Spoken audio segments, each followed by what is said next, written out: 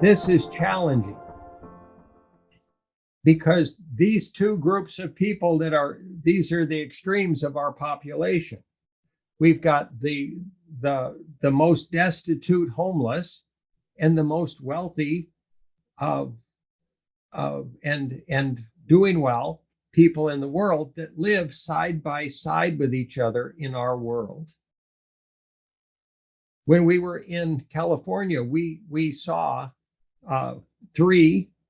I'm not saying there aren't a lot more. We just in the time we were there, we saw three homeless people, and we recognized that there are barriers to people who have they're unintended barriers to people who have the capacity to help the homeless that keep them from helping the homeless, or they help the homeless to a degree or one time, and they don't do it on an ongoing basis. So the homeless people remain in a homeless situation, and they remain in a pain, suffering state for long periods of time that goes unrecognized by the folks that are living in a Western lifestyle. Even middle class people can be completely unaware of the plight of the homeless in our world. Now, this homeless person here is one kind of homeless person. How many homeless people are being generated right now out of the country of Ukraine? Literally millions of them are losing their homes.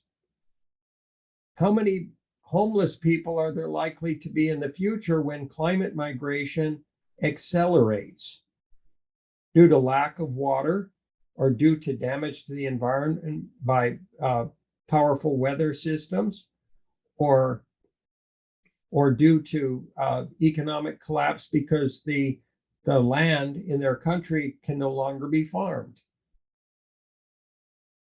Are we making sense that in our world, this disparity that we're attempting to communicate, it's not just a disparity of economics. It's not just a disparity of geography.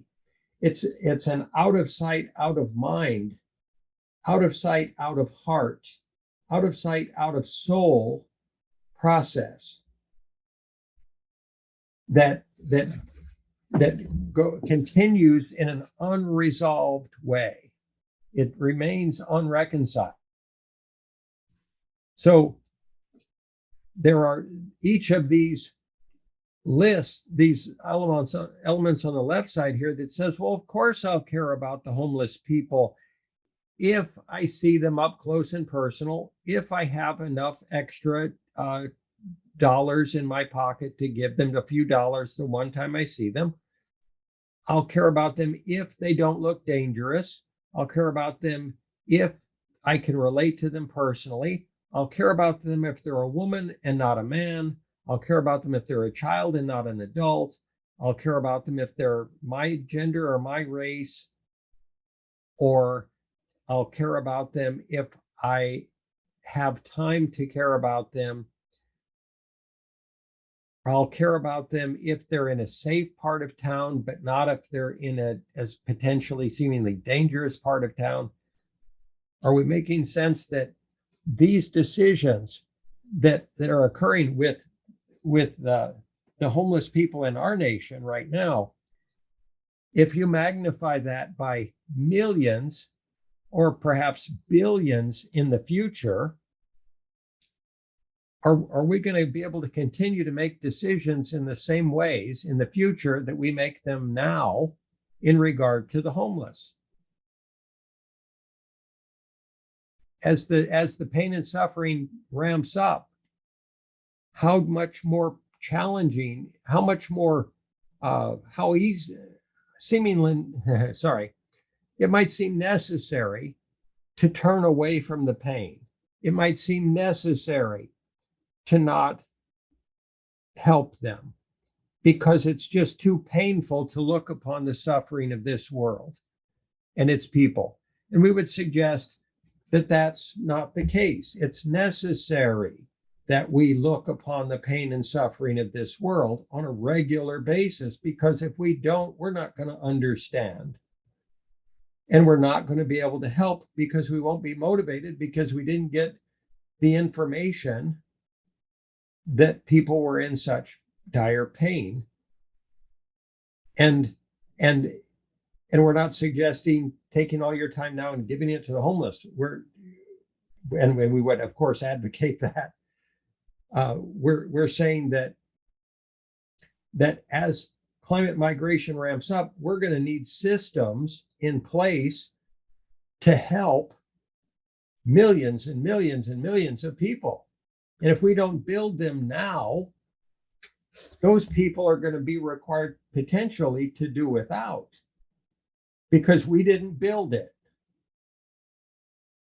because we didn't have the forethought to look ahead and say, I realize the suffering of people now, and I realize that it's going to potentially increase dramatically and at far greater scale in the future. So how vital is it that we create a mechanism of communicating the pain of the world to anybody and everybody that's participative on the SME, so that they can get it, they can understand, and they can be motivated to help, and they can also be told how they can help. Precisely when, where, how, and why they can help, and what that help will mean to somebody else. And that it's not a big effort for them to help, and that it's understandable, the help that they will provide, and that they'll also understand that whatever help they provide will help to the degree it will help. And it may help for a day, it may feed a homeless person for a day or a week. And that if people don't continue to help the displaced populations or individuals, that those people will suffer more and more and more. So right now, our systems of awareness are inadequate. We understand about Ukraine, a lot of what's going on in Ukraine. We get constant feeds to us through the communication system, the news feeds, and we would suggest that that's barely adequate. We need a far more robust system that would not just tell us what's going on there. It would allow us, anybody and everybody, to communicate and say, I've got this. Do you need it? Okay, here it is. And to organize large groups of people and mobilize them to help far more than we're currently capable of doing in this moment. So these other reasons for not caring, I'll care about them as long as they've never been a felon. I'll care about them as long as they speak my language or don't use bad language. I'll care about them if I'm going to be able to tell my friends I did it. I'm going to care about them if I'm only required to care this much for this amount of time. And then how many people might say, well, I've tried to help in the past, but I got burned. The people I gave to were not integrous or caring. Therefore, now I've turned skeptical about everything, and I've quit helping because I don't want to get burned again, whatever the definition of burned is. Does burned mean my expectations were not met? Does burned mean I wasted my time, energy, and money? Does burned mean I got embarrassed? Does burned mean I went into a state of internal self-judgment, shame, or guilt in my process of trying to serve people in need?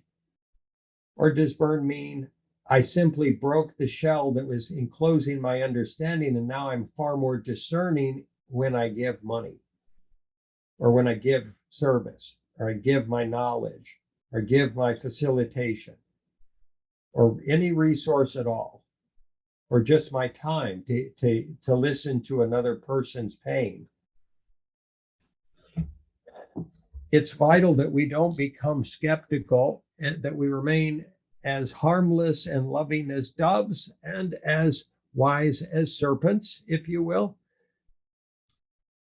and that we continue to care no matter what the world goes through. If we don't allow the light of caring to be put out by any experience that we go through, it doesn't matter what the experience is, it doesn't turn off our capacity to love and to care. If we choose that every single time, I love, I care, I love, I care, I love, I care. Oh, challenging situation. Okay, I love and I care and I learned.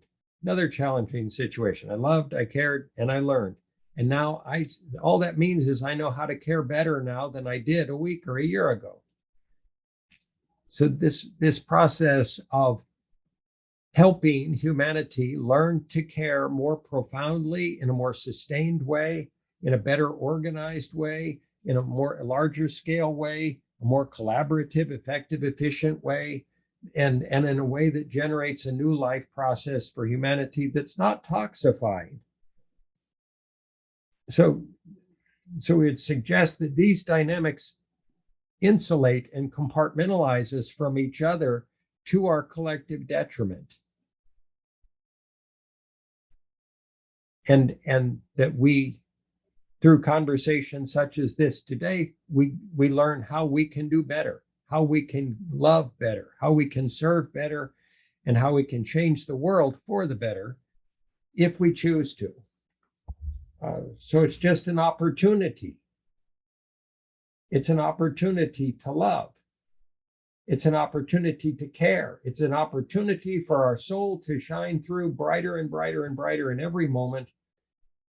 And this whole potentially painful process of climate change is only, we won't say only, much of it is the breaking of the shell that encloses the understanding of our entire species about our disharmony with the natural world and our disharmonies with each other.